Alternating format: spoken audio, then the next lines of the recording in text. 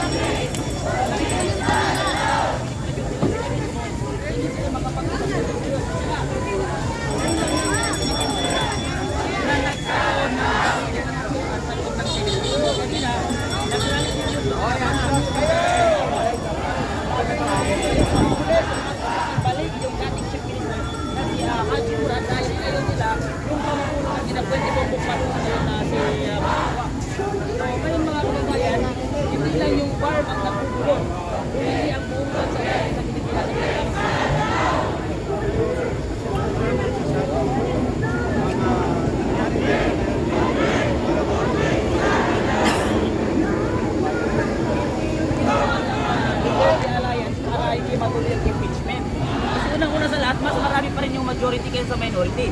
So hindi pa rin uubra yung impeachment dahil nakikita natin wala namang matibay na ebidensya para ma-impeach ang pangalawang presidente natin. At yung pinaglalaban ng mga kalibang ito ay ang accountability, dapat siguro ay imbestigahan din at impeach din yung mga gumagamit ng confidential funds at iba pang mga ahensya ng gobyerno na napakaraming tinurakot at pinakaw. Hindi lang ang mga Duterte, pero ang napapansin namin, bakit pag-usaping Duterte napakabilis ng administrasyon. Pero pag iba o kasalukuyang korupsyon na pinag-usapan, bakit napakabagal ng proseso? So saan doon ang accountability doon? Saan doon ang due process? Unang-una sa lahat mga kababayan, kung merong kaso ang isang political official dito sa ating bansa, dapat dumaan muna siya sa paglilitis sa ating korte. Pag napatunayan sa ating korte na meron siyang kaso, ang Supreme Court ang magdesisyon kung ito bang nagkasalang Pilipino o isang political official ay kailangan dalhin sa International Criminal Court. Pero ang ginawa ng administrasyon, kinuha ang isang politiko at agarang dinala sa ICC nang walang paglilitis sa ating korte. So mali po yun sa suklam po yun o kabubuhan yun sa jurisdiction ng ICC. Mali po yung ginawa na yun, kapatid, okay? Pero ngayon sir, ngayon nga ito, papalitan ng Senate President si Alan. Malalaman nung natin yan sir kung magpupulita po sila ulit, pero mas lamang pa rin yung Duterte Alliance kaysa sa kanila. Kasi una-una nung bumoto, 9 lang sila, di ba? Kaya napalitan yung Senate President at 13 yung bumoto naman sa kay Peter Cayetano. Kaya kung magkakaroon ulit ang kulita, hindi natin malalaman kung merong babaliktad, pero mas lamang pa rin yung majority ngayon sila Cayetano kung magkaroon man ng kulang kung wala si Bato de la Rosa. Lamang pa rin sila, 12 pa rin sila. Hindi kaya dahil nangyayari ito, wag lang mabuksan ng usapin sa flood control? Actually, hindi natin alam. Kasi ngayon natakpan na yung usapin sa flood control. Dahil ang ginagawa ng administrasyon ngayon ay nagbibigay sila ng kung ano-anong issue para pagtakpan yung kasunod sa ating bansa. Anong mensahe mo ngayon sir? Ang mensahe lang natin sa mga Pilipino, sana magising tayo at huwag tayong magpinipingi at magbulag-bulagan sa nangyayari sa ating bansa. So yun po, maraming salamat. Okay, thank you sir. Thank you sir. Iba ka talaga, buboy. Lahat ng sangkot! Dapat doon na doon! Convict! Convict! Convict! Sara now! Convict! Convict! Convict! Sara now! Sara panagutin! Sara panagutin! Makibaka! Huwag matakot! Ang tao, ang bayan! Ngayon ay lumalaban!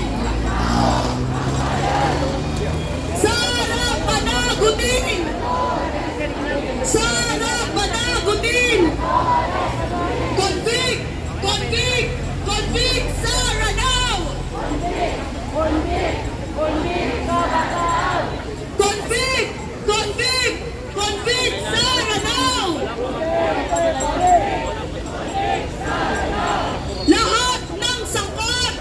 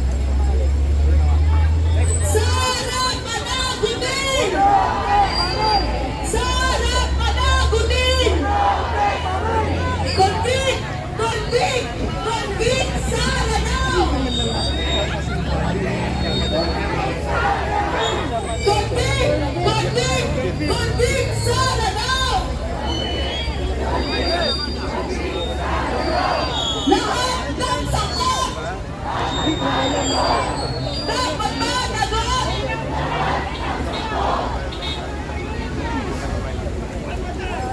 Yatawagan po sa harapan si kasamang Palatino at ang kambisan sa sino. Mga kasama! Isang mapula at mapagdamang hapon sa lahat na nandito na sasaksiyan ang paglalagablak na gamit ng mga bayang Pilipino mula pa sa ibang sektor dito mismo sa tamang ng Senado. Mga kasama, mga kababayan, ngayong araw training pangalawang pagkakataon ngayong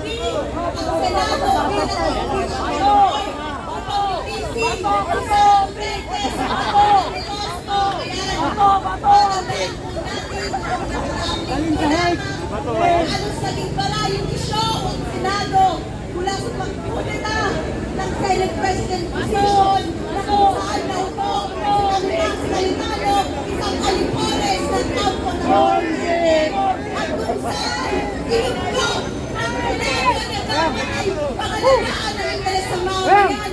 Inigok ang isang kriminal na si Bato de la Rosa.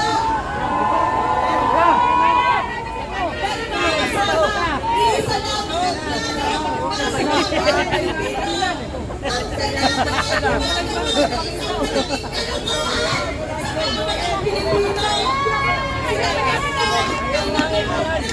Upang makabit ng mamayang Papahinga muna ako. Mamaya lang natin. Papahinga lang naman pala eh. Kaya naman, upang magbigay ng isang pangkultural na pagtatanghal, tinatawagan po natin ang tambisan sa sino. Ang